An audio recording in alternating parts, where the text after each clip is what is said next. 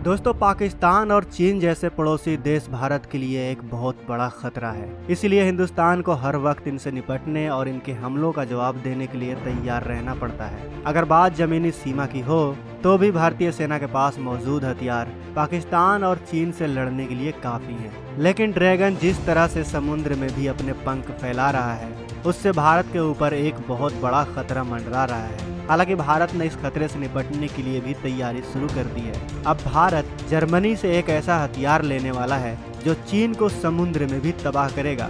यह हथियार क्या है, इसकी क्या खासियत है, यह सब जानने के लिए वीडियो के आखिर तक बने रहें।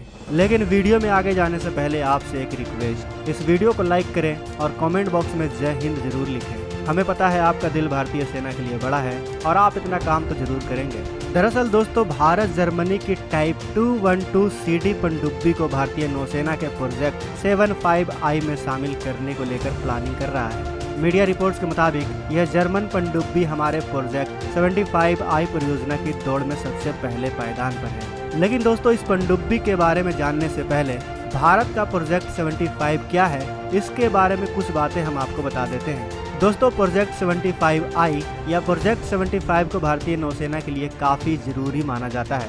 इस परियोजना के तहत 6 उन्नत पनडुब्बियों का निर्माण किया जाना था। जनवरी 2020 में रक्षा अधिग्रहण परिषद यानी DAC ने मझगांव डॉक्स लिमिटेड और लार्सन एंड टर्बो की परियोजना में भारतीय भागीदार के रूप में शामिल किया।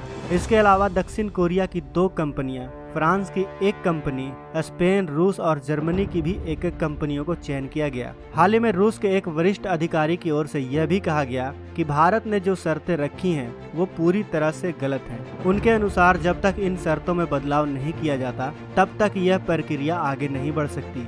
दोस्तों, भारतीय नौसेना ने भी रक्षा मंत्रालय से अनुरोध किया है कि कुछ शर्तों में ढील दी जाए। रूस के वारानोव ने कहा है कि भारतीय नौसेना द्वारा रखी गई आवश्यकताएं वास्तव में चिंता का विषय है। उन्होंने कहा कि भारतीय नौसेना चाहती है कि इस परियोजना के तहत टेक्नोलॉजी ट्रांसफर, शक्तिशाली मिसाइलों के साथ अत्याधुनिक पनडुब्बियां, स्टील्थ और कुछ ऐसी शर्तें रखी गई हैं जो दुनिया के किसी भी देश की नौसेना के पास ऐसी कोई भी पनडुब्बी का प्रोटोटाइप नहीं है। मतलब अगर भारत ऐसी पनडुब्बी बनाता है तो कोई भी देश भारत की इस पनडुब्बी से टक्कर नहीं ले सकता।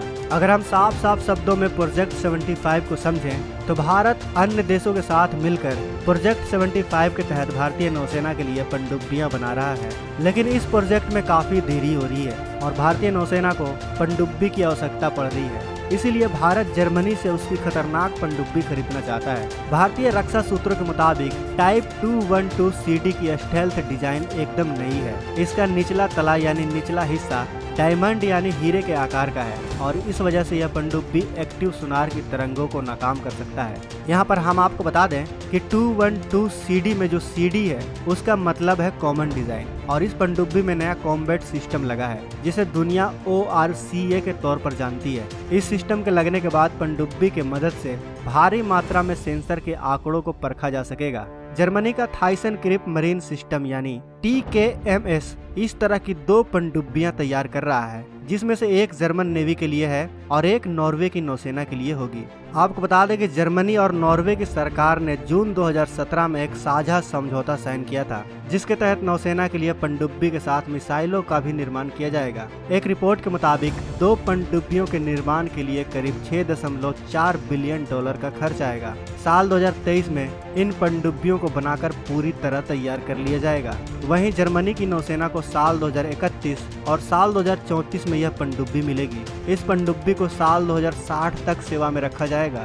दोस्तों, रक्षा मंत्रालय ने इस प्रोजेक्ट की डेडलाइन 30 जून को अगले 6 महीने के लिए बढ़ा दिया है। अब दिसंबर के अंत तक रूस को इस डेडलाइन में फैसला लेना होगा। रूस के रूबिन डिजाइन ब्यूरो के डिप्टी डायरेक्टर जनरल एंड्री बरानोव ने आर्मी 2022 एक्सपो में कहा है कि भारत की ओर से रिक्वेस्ट फॉर प्रपोजल में रखी गई आवश्यकताएं बहुत सख्त हैं। इन शर्तों के बाद डिजाइनर पर बहुत सारी जिम्मेदारियां आ जाती हैं। उनका कहना है कि भारत में होने वाले मैन्युफैक्चरिंग पर डिजाइनर का कोई नियंत्रण नहीं होता। यानी भारतीय नौसेना जितना एडवांस पनडुब्बी मांग रही है उसमें वक्त और लागत काफी ज्यादा लगने वाला है। और अगर रूस भारतीय नौसेना की सभी शर्तों को मानता है तो भारत द्वारा बनाए जा रहे पनडुब्बी दुनिया का सबसे एडवांस पनडुब्बी होगा। और अगर रूस भारतीय नौसेना की शर्तों को नहीं मानता तो भारत जर्मनी द्वारा बनाए जा रहे टाइप 212 CD पनडुब्बी को ही भारतीय नौसेना के लिए बेस्ट मान रही है। दोस्तों, आपको क्या लगता है, भारत को जर्मनी के इस पनडुब्बी को बनाना चाहिए या फिर रूस को भारतीय नौसेना की शर्तों को मानकर पनडुब्बी बनानी चाहिए?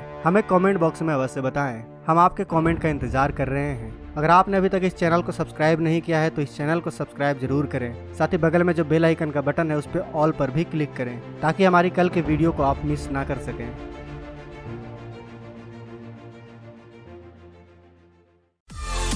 दोस्तों, अगर आपको ये वीडियो पसंद आए तो वीडियो को लाइक करें, सब्सक्राइब करें और इस घंटे को बजाय ऑल प्रेस करें हमारी वीडियो सबसे पहले देखने के लिए।